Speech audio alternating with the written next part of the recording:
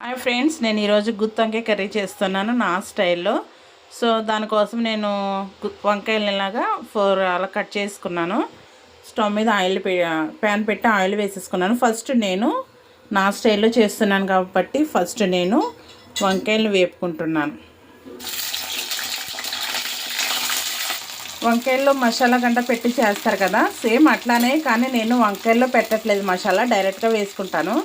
So first ఈ వంకాయలన్నీ బాగా మెత్తబడేంత వరకు నేను బాగా మగ్గించుకుంటున్నాను. ఫస్ట్ చూడండి, మనకి వంకాయలన్నీ బాగా మగ్గిపోయాయి కదా. ఇప్పుడు వీటిని సపరేట్గా తీసేసుకుందాము.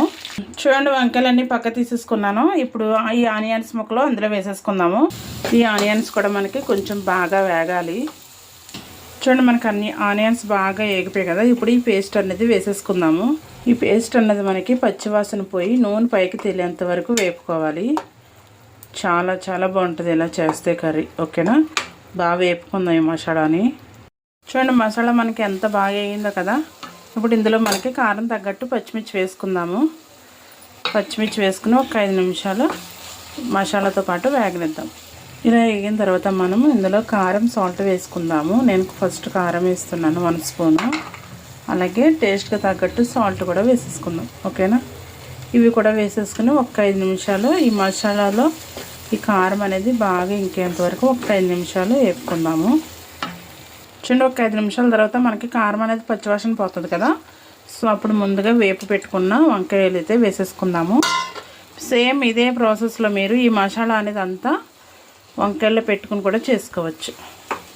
ఓకేనా, ఇలా ఈ మసాలాలో ఒక 5 నిమిషాలు ఈ వంకాయలు అన్నిటిని మగ్గించుకుని అప్పుడు వాటర్ వేసుకుందాము.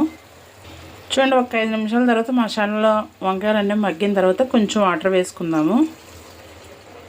వాటర్ వేసేసుకుని మొత్తం అంతా ఒకసారి బాగా కలిపేసుకుందాం. చూడండి, వాటర్ వేసేసుకుని బాగా కలిపేసుకున్నాను. ఒక 15 నుంచి 20 నిమిషాలు మనం మూత పెట్టేసుకున్నాం.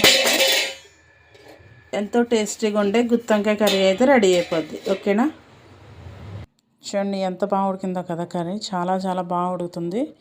వంకాయ అయితే చాలా మెత్తగా సాఫ్ట్గా అయిపోయింది. సో ఈ కర్రీ ప్రాసెస్ అంతా నేను ఆల్రెడీ లాంగ్ వీడియో అనేది అప్లోడ్ చేశాను. ఒకసారి దాని లింక్ వచ్చేసి నేను రిలేటెడ్ వీడియోలో ఇస్తాను, ఒకసారి చెక్ చేయండి. ఇందులో మసాలా పేస్ట్ ఏం వేసాను ఏంటి ఫుల్ ప్రాసెస్ అంతా లాంగ్ వీడియోలో ఉంది, ఒక్కసారి అయితే చూసేయండి. ఓకేనా, బాయ్.